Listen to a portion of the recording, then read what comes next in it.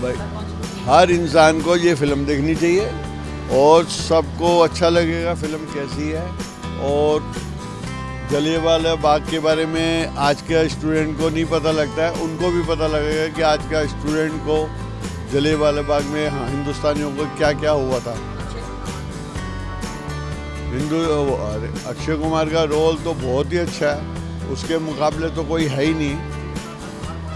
वो उनका भी अच्छा है, उनका भी अच्छा, बहुत बढ़िया, बहुत अच्छा, बहुत जबरदस्त स्टोरी बांधी हुई है कि पब्लिक उठ नहीं सकती है। बहुत अच्छा, बहुत अच्छा। 5 हम अभी केसरी देख के आ रहे हैं। नाइस मूवी 2 आवर 15 मिनट्स की मूवी है। एंगेजिंग है, कोर्ट रूम ड्रामा है। हम लोगों ने पहले भी देखा है पिंक में, जॉनी एलएलबी 2 में, उसके कंपैरिजन में थोड़ा सा कम एंगेजिंग है, but overall it's nice movie.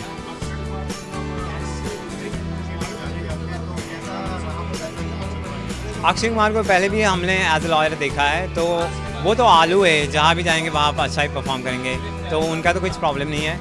Are Madhavan is also performing very well. Ananya Pandey for a change is doing well. उनको एक सीन दिया है, उसमें बहुत निखर कर आई है वो। Only the problem is Ananya Pandey, हम सबको पता है कि वो पनवती है, क्योंकि जिस मूवी में जाती है उस मूवी को फ्लॉप कर देती है। बस उनका जो पनवतीनेस है वो इसमें ना आए।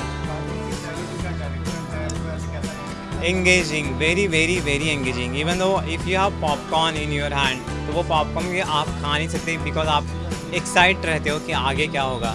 जालियांवाला बाग के जितने भी मिथ्स थे वो सारे क्लियर हो जाते हैं अगर आप इस मूवी को देखोगे। तो बहुत ही रिसर्च करके बहुत ही अच्छी तरीके से मूवी बनाई। ओनली द प्रॉब्लम इज़ ये मूवी जो है वो ऐसे कहीं लगता है कि क्लास ऑडियंस के लिए है, ये मास ऑडियंस के लिए नहीं है, क्योंकि मोस्ट ऑफ द डायलॉग जो है वो इंग्लिश में, उन्होंने हिंदी में ट्राई करने की बहुत कोशिश की है, लेकिन जो पेपर की हेडिंग्स आती है दैट इज़ इन इंग्लिश, या फिर डायलॉग जो है those are all are in English. तो ये क्लास ऑडियंस के लिए ही फिल्म है। सॉन्ग्स फंक्शनिंग है, कोई भी सॉन्ग ऐसा नहीं है कि जो जिसे हम याद करें, बट या मीन्स मूवी को आगे लेके जाते हैं, बैकग्राउंड में चलते हैं। देखना चाहिए जालियांवाला बाग। हम लोगों ने बहुत सारे सुना, बहुत मतलब बीट्स एंड पीसेस में हमारे पास इन्फॉर्मेशन है, तो वो पूरी इन्फॉर्मेशन आपको यहाँ पे मिल जाएगी। 3.5। Thank you. अभी फिल्म हमने देखी है केसरी 2, जिसमें अक्षय कुमार, आर माधवन जी, और फिल्म का स्टार्टिंग पार्ट हमें ऐसा लगा था कि बहुत अच्छा होगा।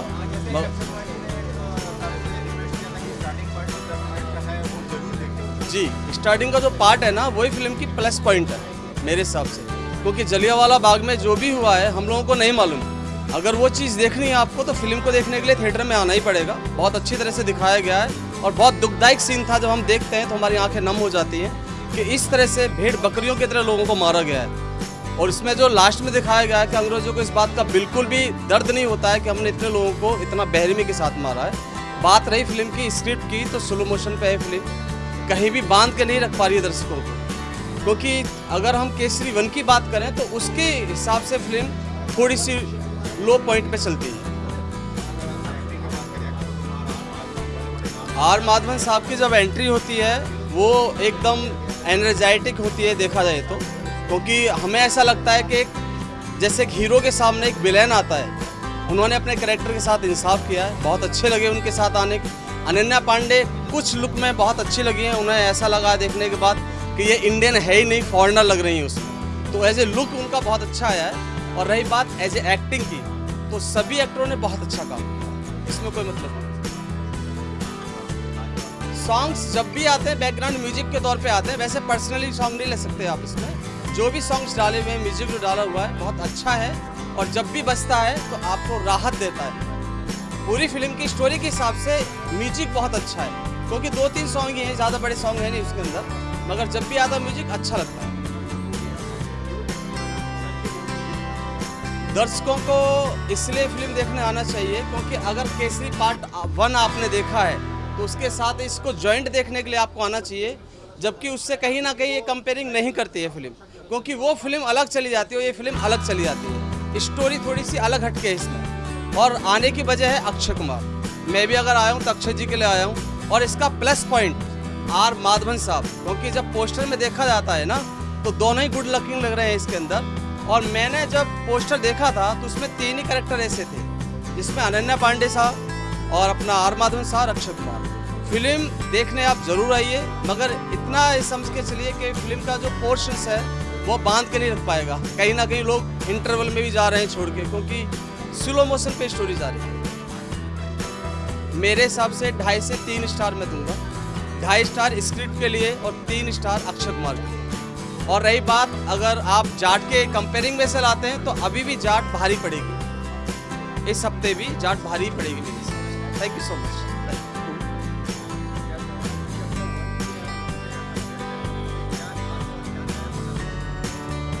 पार्ट 1 तो बहुत बेस्ट था, गुड। और ये जो पार्ट चैप्टर 2 है वो थोड़ा स्लो है। वो वही तो पार्ट है, मेन पिक्चर का वही एक मेन जर वही है। पिक्चर है स्लो है, पिक्चर ठीक है, लेकिन क्या पिक्चर वो बांध के नहीं रख पाएगा पब्लिक को। हमने पिछली फ्राइडे को देखने आया था जाट, वो भी सनी देओल की और वो है, लेकिन आर माधवन की तो बात ही है, वो उसका कमाल का एक्टिंग किया उसने। अक्षय कुमार भी अच्छा किया है, सबने अपना अपना काम अच्छा किया है। अनन्या पांडे की अच्छी लुक है, उसमें लग नहीं रही कि वो तो फॉरेन की तरह लग रही है, लेकिन जो कहानी है वो उतना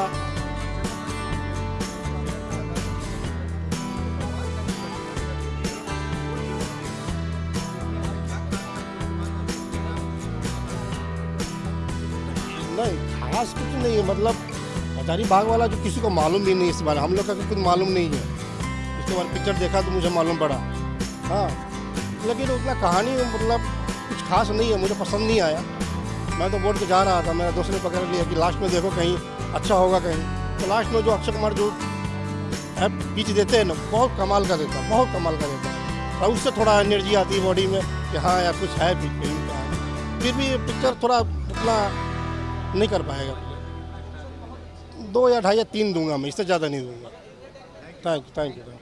मैंने मूवी देखी केसरी चैप्टर 2 और काफ़ी टाइम से ये मूवी का बज़ चला था, क्योंकि केसरी जो पार्ट 1 थी बहुत ही ज़्यादा कामयाब हुई थी। ये मूवी को डायरेक्ट किया है करण सिंह त्यागी ने, और सबसे पहले उनका डायरेक्शन बिल्कुल उम्दा है। I have no words to describe his direction, मतलब it is really class direction.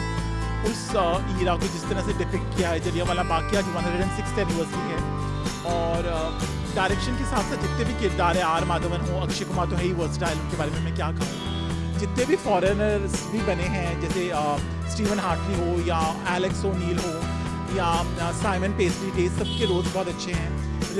Regina Cassandra का बहुत अच्छा रोल है, और नीना गुप्ता की बेटी भी एक सॉन्ग में आई है, मसाबा गुप्ता। तो सभी के रोल्स बहुत ही वेल एज्ड हैं, बहुत वेल डिफाइंड हैं। और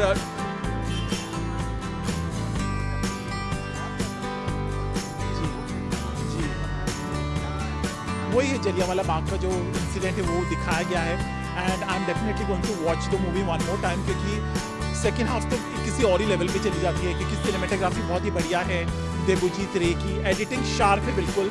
2.25 घंटे की मूवी है नितिन वैद की, और उसके साथ साथ म्यूजिक बहुत अच्छा है शाश्वत सचदेव का। हाँ, देखिए इसमें भी जो शाश्वत सचदेव है वो नेशनल अवार्ड मिला है उनको यूरी मूवी के लिए, तो उनका म्यूजिक बहुत ही अच्छा है। चाहे वो कितने चलिया साइयाँ और एक और सॉन्ग है, बहुत अच्छे लगे मुझे सॉन्ग सुन के। बहुत ही हार्ड हिटिंग नैरेटिव है, यू नो, उस वहाँ की जलियांवाला बाग की सच्चाई को बाहर लाए हैं। और डायलॉग्स भी, जैसे जो अदालतें हैं उनमें मतलब हार और जीत नहीं बल्कि झूठ और सच का फैसला होना चाहिए, इस तरह के बहुत ही पावरफुल डायलॉग्स हैं। तो गूज़बम्स आएंगे बहुत ही, मतलब there was a huge round of applause, हर डायलॉग्स पे तालियां बज रही थी, और मतलब बहुत सेकेंड हाफ में बहुत अलग ही लेवल में चली जाती है मूवी।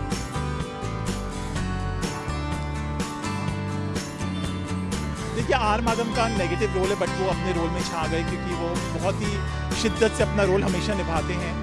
और ये एक हिस्टोरिकल कोर्ट रूम ड्रामा है, तो अक्षय कुमार भी एज ऑलवेज ही is impeccable in his role. But उसके साथ साथ अनन्या पांडे के रोल में बहुत ठहराव है। वो आज तक गॉर्जियस रोल्स ही करती आई हैं, बट उन्होंने उनके रोल में यू विल बी इम्प्रेस्ड, आपको लगेगा कि अनन्या पांडे हैं, तो शी इज़ वेरी इम्प्रेसिव, बहुत ही ठहराव है उनके रोल में। And I think she should pick up more roles like this. Masterpiece है तो 5 out of 5 स्टार्स। क्योंकि पहले हाफ में तो आप जैसे जैसे बिल्डअप होता है कोर्ट रूम का, आप देखते जाते हैं दिल दहलाने वाली सीन्स, बट आज 106th एनिवर्सरी और इससे बड़ी श्रद्धांजलि नहीं हो सकती। और मुझे लगता है कि ये मूवी हर इंडियन को देखनी चाहिए। जलियांवाला बाग की सच्चाई क्या है वो देखनी चाहिए। तो डेफिनेटली इट्स अ मास्टरपीस।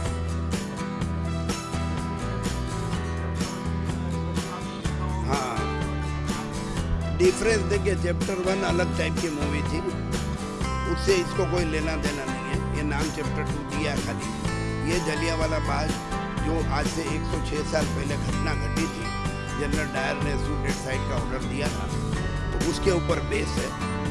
और हम लोग पर कितना अत्याचार हुआ था हम लोग बचपन में पढ़े थे, आज तो शायद पता नहीं वो सिलेबस में है या नहीं। तो एटलीस्ट ये सब मूवी बनने से नए जनरेशन को पता तो चले कि क्या हुआ था। हाँ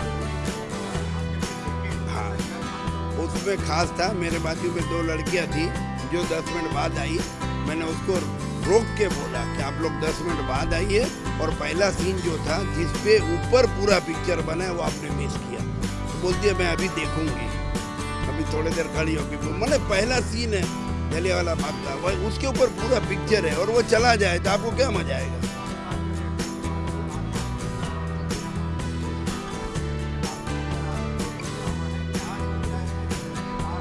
कोर्ट रूम में दोनों एक से बढ़कर एक है। अनन्या अक्षय कुमार को सब प्रूफ ला के देती है, मेहनत बहुत करती है। माधवन का नेगेटिव रोल है, खिलाफ का है, लेकिन फिर भी उसका पॉइंट्स और प्रोड्यूस करने का तरीका, इसको नीचा दिखाने का तरीका बहुत लाजवाब है। हाँ, डायरेक्शन अच्छा है। देखिए, जो पिक्चर चल रही है उसमें अचानक टर्न लेता है तो लिख देता है फ्यू डेज अर्लियर, उसके पहले क्या क्या हुआ वो दिखाते हैं। वो डायरेक्शन बहुत अच्छा है। हाँ, इसमें एक दर्दनाक गाना है और एक छोटा सा क्लब का गाना है, कोई ज़्यादा गाने नहीं है, और हीरो हीरोइन बेस पर भी कोई गाना नहीं है, और म्यूजिक ठीक ही है, अच्छा। मैं 5 में से 4 स्टार दूंगा। 5 इसलिए नहीं दूंगा क्योंकि इंटरटेनमेंट नहीं है, ये मगज को मैंने सेंसिटिवनेस है, और दूसरा के थोड़ा सा मार्मिक सीन भी है, इसलिए एडल्ट भी है, तो बच्चे लोग आएंगे नहीं, तो थोड़ा वो भी फर्क तो पड़ेगा। Thank you. अच्छा, मैंने एक ऐसी शो देखी, बहुत टाइम के बाद एक अच्छी देशभक्ति की मूवी देखने को मिली, अच्छा लगा। ये जलियांवाला बाग के ऊपर है, तो पिक्चर जो रियल है, जो दिखाया गया है, जो स्टार्टिंग में जो दिखाया,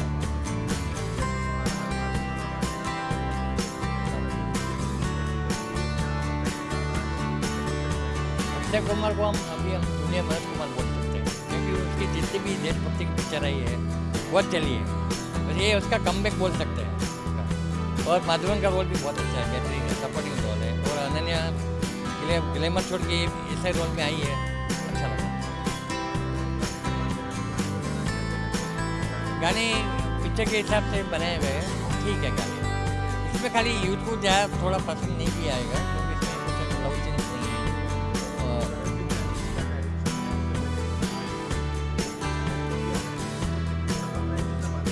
डायरेक्शन बहुत अच्छा है।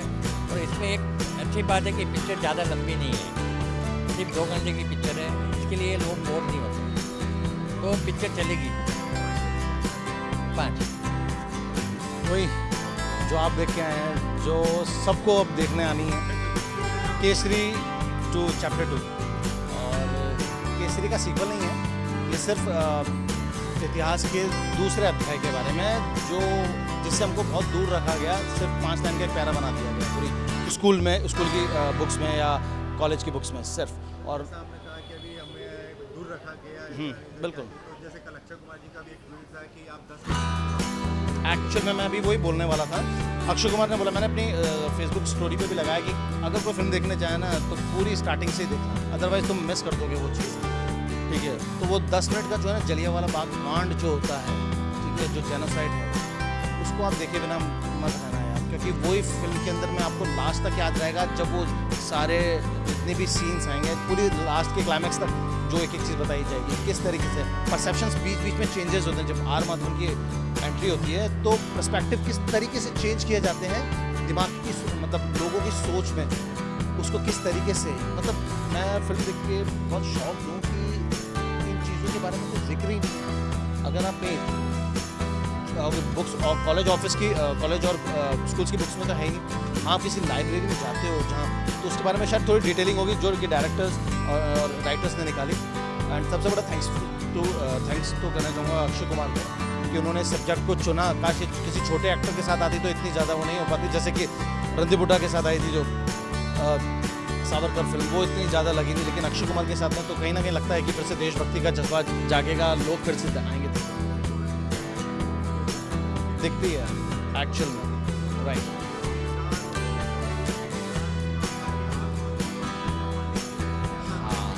परफॉर्मेंसेस की बात करी जाए तो परफॉर्मेंसेस में अक्षय कुमार तो यार कमाल ही है। वो अपनी नेचुरल एक्टिंग से हमेशा ही गदगद कर देते हैं।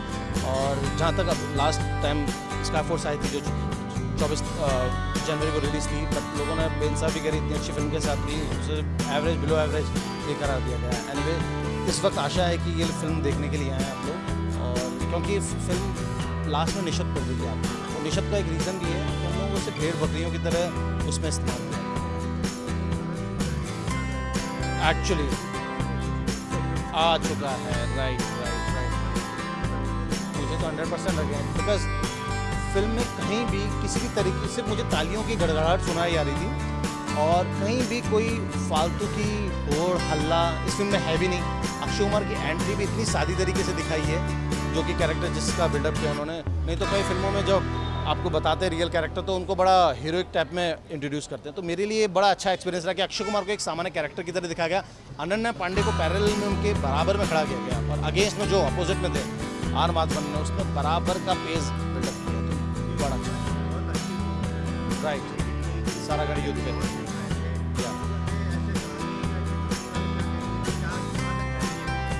केसरी शब्द ना हमारे शौर्य का प्रतीक है, हमारे बलिदान का प्रतीक है ना। तो मुझे तो गर्व होता है कि यार इस नाम को ना अक्षय कुमार ने डुबोया नहीं। कुछ पुरानी फिल्में आ चुकी हैं जो कैरेक्टर मतलब कॉन्सेप्ट के अकॉर्डिंग नहीं जमी, लेकिन इस पर उन्होंने फिर से दिखा दिया है कि यार ये देशभक्ति का जज्बा, और नाम के साथ में जो पुरानी केसरी सारा गाड़ी युद्ध पे थी उसमें भी, और इस बार जो है ये जलियांवाला बाग कांड पे क्या हुआ था, किस तरीके से था, केस स्टडी क्या थी, क्या एक्चुअल फैक्ट्स थे, वो सारी चीज़ें ना आपको इसमें दिखेगी, ट्रेलर में नहीं दिखेगी, ठीक है। और ना मैं रिवील करना चाहूँगा बिकॉज बहुत गलत हो जाएगा फिल्म, तो सबसे बेस्ट यही मैं तो 5 में से 5 ही देना चाहूँगा। वो इस वजह से कि फिल्म जब शुरू होती है, जलियांवाला बाग कांड जो हुआ था, हमें लगा शायद लास्ट में दिखाएंगे उसकी क्या हुआ था क्या नहीं हुआ था, बट इन्होंने स्टार्टिंग में ही रिवील कर दिया। दूसरी चीज़, फिल्म के अंदर जो तेरी मिट्टी वाला सॉन्ग आता है जो पुरानी फिल्म वाला ही था, और क्योंकि उससे अच्छा सॉन्ग कोई बन ही नहीं पाया अभी तक, जिसको नेशनल अवार्ड मिला था, फिल्म फेयर वालों ने नकार दिया था उस सॉन्ग को, नेशनल अवार्ड मिला था उस सॉन्ग को। और उस फिल्म के अंदर भी जब जलियांवाला बाग में जब अक्षय कुमार जाते हैं तो जो कांड हुआ था, जो जेनोसाइड हुआ था, इसमें खून के स्पॉट्स थे और वॉल्स पे बुलेट्स के निशान थे, उस पर वो सॉन्ग आना ना मतलब झकझोर देता है पूरी तरीके से। अपने आप से बात करने पे, अपने आप को कांच में देखते हुए कि यार क्या सच ही हम लोग अपने साथ थे, तो वो सारी चीज़ें हैं फिल्म के अंदर। नहीं आएंगे तो वो देशभक्त कहाँ हैं, तो साले फिर वो अंग्रेज और फिरंगी हुए ना वो लोग। अगर आओ तो आओ आप लोग देखने आना, क्योंकि पिछली केसरी को तो आपने हिट करा दिया था। इस बार कैसे, क्योंकि इस बार आगे अक्षय कुमार के अगेंस्ट में मुझे लगता है पब्लिक है, बिकॉज स्काई फोर्स का आप हाल देख लीजिए, बेचारे को एवरेज ही बनाना पड़ा। दूसरा, अभी फिर से देशभक्ति के तौर पे, जबकि छुट्टी नहीं है आज, ठीक है गुड फ्राइडे है, बट क्योंकि इस वीक कोई छुट्टियाँ नहीं हैं, लास्ट वीक थी, तो देखते हैं इस बार अक्षय कुमार और माउथ पब्लिसिटी के थ्रू कितनी फिल्म खिंच पाएगी। मैं तो 5 में से 5 दूंगा सर। हम केसरी 2 देख के आ रहे हैं एंड बहुत बढ़िया फिल्म है। I recommend it to each and every person who is watching it. Of course देखा है। दोनों ही ब्रिटिश राज के ऊपर थी एंड कहीं फर्स्ट ये था कि एक पंजाबी सिख कुछ टुकड़ी, वो लोग ने ब्रिटिशर्स के ऊपर, sorry not Britishers, it was sorry, I got it wrong. And second was on Britishers, which was again हमारे ऊपर जो राज किया गया था उसके ऊपर ही था, हमारे ऊपर जो जुल्म किए गए थे दोनों।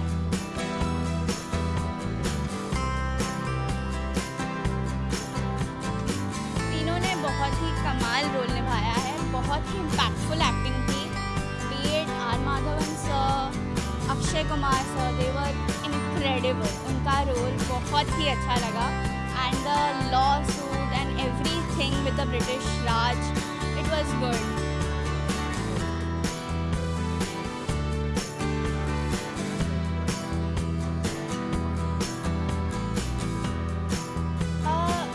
बहुत ही अच्छी तरीके से दर्शाया गया है और बहुत ही इंक्लूसिव है। आप उठ के जा नहीं पाएंगे, अगर आप देख रहे हैं तो आप जा नहीं पाएंगे। अगर आपने अगर अपनी स्टोरीज पढ़ी है हिस्ट्री में तो फिर आप सही में नहीं जा पाएंगे।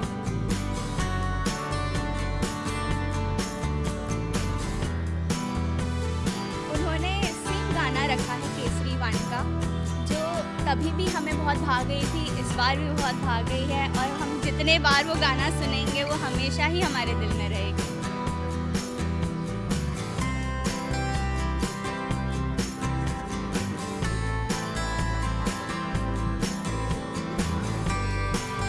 वो फर्स्ट 10 मिनट्स तो जलियांवाला बाग का इंसिडेंट ही दिखाया गया था कि किस तरीके से लोगों को उधर इकट्ठा करके, किस तरह से मिसलीड करके, उनका मिसयूज़ करके उनको मार दिया गया था। वो बच्चा हो, एक औरत हो, एक बूढ़ी हो, बूढ़ा, कोई भी जो आम आदमी था जिसको इतने गंदी तरीके से मार दिया गया था, इट वॉज दैट बैड। मैं इसको सॉलिड 4 दूँगी, बिल्कुल।